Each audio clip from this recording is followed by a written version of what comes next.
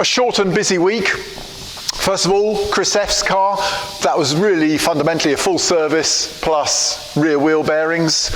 So that's all turned around and ready to collect. Very nice car. I took it out. It's just, the engine's just so sweet. It's one I built quite a while ago now.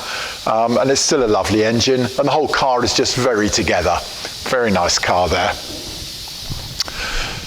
Then we had the problem one, Chris W's car, which you may recall was chewing up oil. So the other aspect was fitting a Quaife ATB. So that's all done now. His axle's all set up with a Spicer axle replacing the weaker ENV that the car came with. The M27 Quaife ATB is actually dimensionally not the same as the Spicer diff carrier, and therefore these are always more complicated. I think Quaife keep denying it every time you point out to them that theirs is not a copy of the original M27 carrier, but it's not, and therefore it takes a certain amount of jiggery-pokery to get the Quaife set up properly because of that. However, the big one was that Chris was complaining of oil consumption when he's out on events, and we've taken the head off. We checked compressions first. They were all up at 13.5 bar, which is just nice and level across the four. So compressions look good.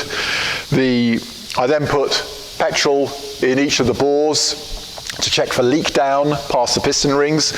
That was very slow, so that's good. So the bottom end, we're very confident with. We'd also done a performance check, and it was good up there amongst my usual B18 performance engine area, which left the head, which went back to Scholar. Now, Glenn tells me at Scholar that some of the valve guides weren't as perfect as they could be.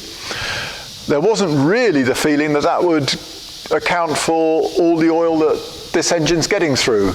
But since the bottom end looks perfect, we said, okay, go ahead, redo all the valve guides and valves again.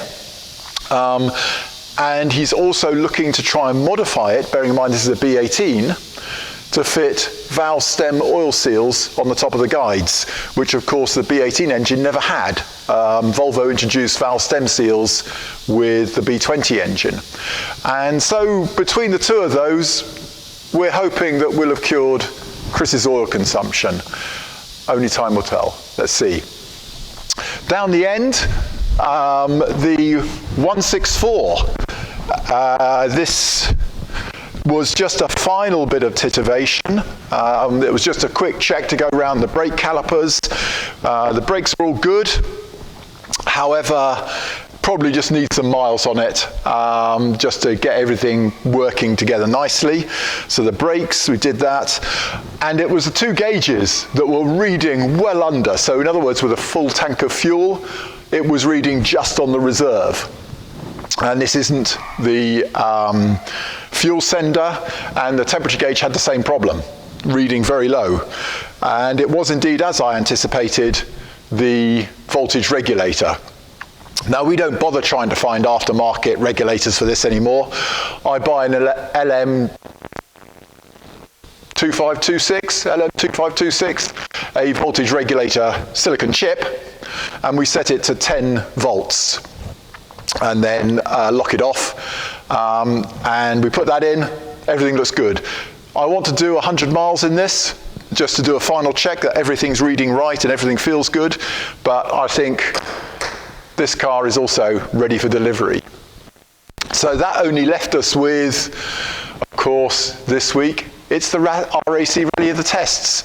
So I had a bit of final work to do on Garris Amazon, and more of that in a separate video. That's our week.